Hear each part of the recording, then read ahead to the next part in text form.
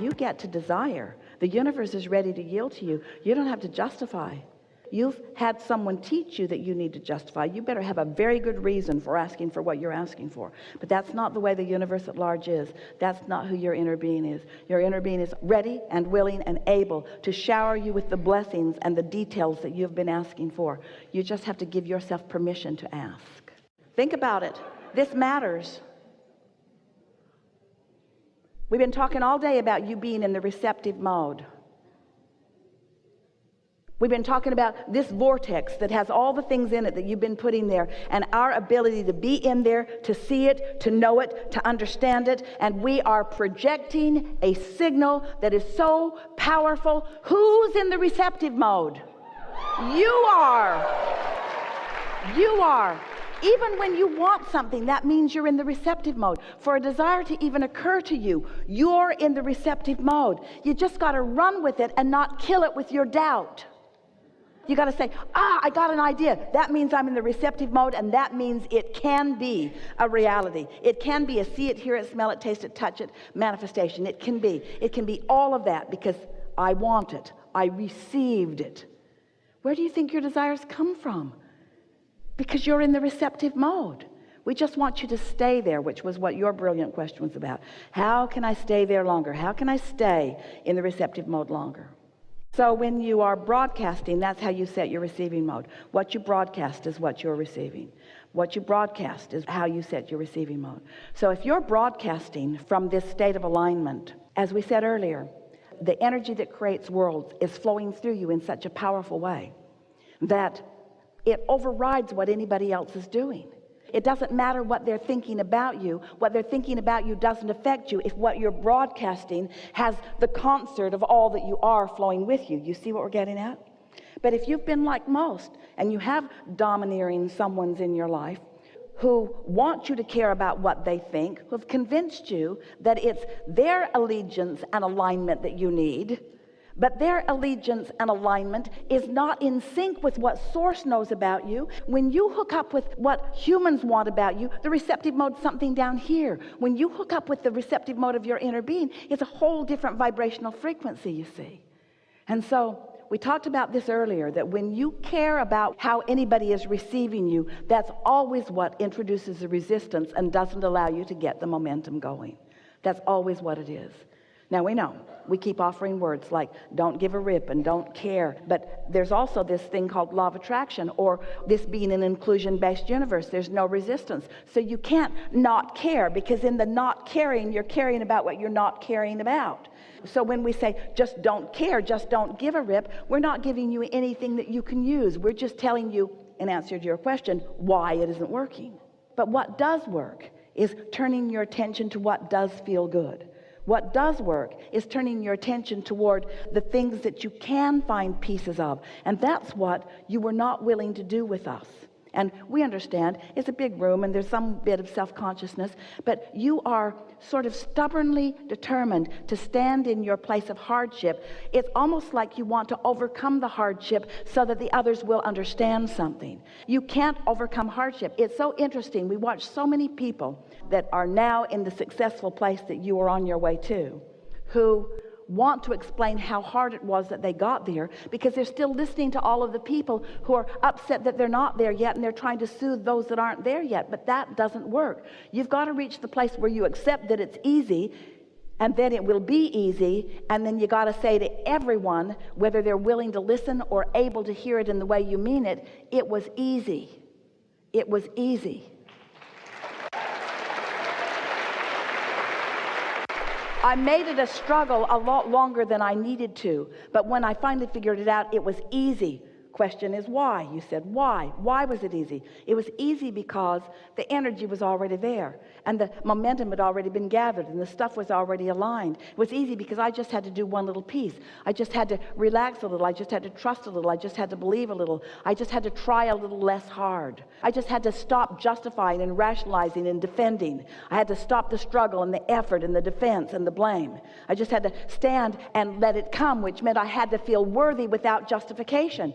Isn't that just the most incredible thing? I've got to feel worthy without justification. How can I do that when I've been justifying and justifying and justifying and it hasn't been coming? That's why. It doesn't come. Your worthiness cannot be presented to you in the form of blessings that you all deserve when you feel that you have to justify your worthiness, you see. You got to give that up. We're making so much more of this than it deserves. Don't argue for your limitations, and don't take score of what is. Spend more time in the vortex. What do you think's in there anyway? It's really funny. Here's this vortex, all ripe and ready and really eager. Well, we are the eager ones to show it to you. And you're over there saying, I don't see it. I don't see it. I don't see it. And we say, that's why. That's why. You got to look where it is and feel like it feels. So pick any subject and let's do it. Well, this is a leading edge conversation, and something that's going to happen to a lot of you during these days that we are together is that you're going to actually feel the hands-on effect of being in the receptive mode. The receptive mode just means you're receiving something. So you could be in the receptive mode of what your vortex is offering up, or you could be in the receptive mode of something that a feeling of vulnerability is offering up. In other words, you could be in the receptive mode of what overwhelmment offers, or what appreciation offers, or what vulnerability offers. In other words, you're always in the receptive mode.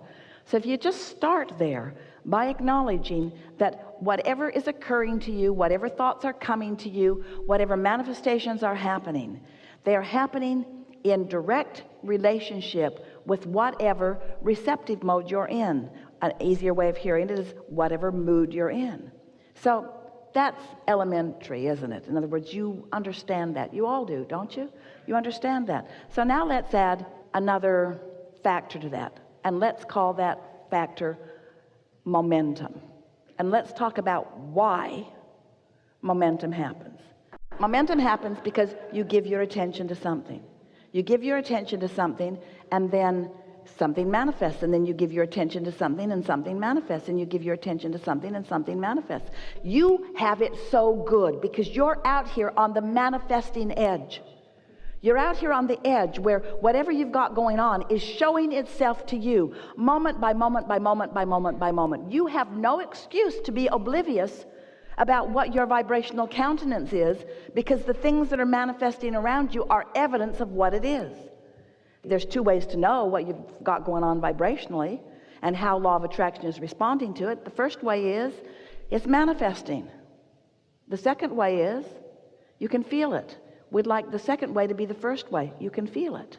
So the reason that we are talking about the rumble strips is because if you are aware of the way you feel, and you sort of kind of like that feeling, so you focus there, it will become more and more and more and more and more. You could take any thought of minor importance and you could focus on it and bring it to a place of momentous importance, and it would manifest in this day. Every single one of you could do that with anything that is important to you. This is the power of the universe that you've got working with you. This is the power of the focus of source energy that you've got working with you. You have tools at your fingertips. You have the energy that creates worlds flowing through you, you see. You can be or do or have anything, but you've got to break it down in some way that you know that you are doing it. So we would suggest that you pick something, that is of some importance to you, and you decide that you're going to focus on it until you can show yourself in one day. You can show yourself how the momentum gathers around that subject in one day. From the point of just being able to talk about it to the point of feeling fairly good feeling emotion about it, to the point of really feeling excitement about it, to the point of it manifesting in one day. You can do that. You can do that. And you do it all the time. That's what's so funny about this conversation. You do those things all the time. You just don't know that you're doing them. And so you don't give yourself the credit of focus that you deserve to give yourself the credit of focus. Just a day. You see, did you hear what he said, and did you resonate with it some? I've been doing this. How do I get the money out of the vortex and into the bank? When does it come to me? But you see, you can't talk about why the drought is unpleasant and attract the rain. you can't talk about what's missing and allow what's missing to be fulfilled. You've got to find a way to look at until you allow yourself. You see, you don't have to build the momentum in the vortex. The momentum is already built. You ask, and the momentum is already gathered, and it's huge and ready for you to receive it. Is it too big for you to receive it? No, not at all. Could you get ready to receive it? Yes. Are you ready right now? No. Could you get ready? Yes. Are you ready now? No. Could you get ready? Yes. Are you ready now? No. Could you get ready? Yes. Are you ready? No. Do you want to get ready? Yes. You want to get ready? Yes. So, do you believe that there is a vibrational version of things that you want? Yes. And do you think that you could find any words for them, or is it just a big, murky mess of a mist of little pieces of things that you've thrown into it? Or do you think there's anything in that that you could define and see? It isn't easy to go there because you don't have the momentum, but we promise you the momentum will come fast. You see, it's easy to tell the other story because that momentum's there. It's easy to say all of those things. That's what the rappers are all doing. And it just flows. Have you ever heard anything flow like that? In other words, they can tell you about all of the dysfunctions and injustices of life, and they can do it in such a poetic way that you begin to believe them that that's how it is. Yes. But it's not how it needs to be.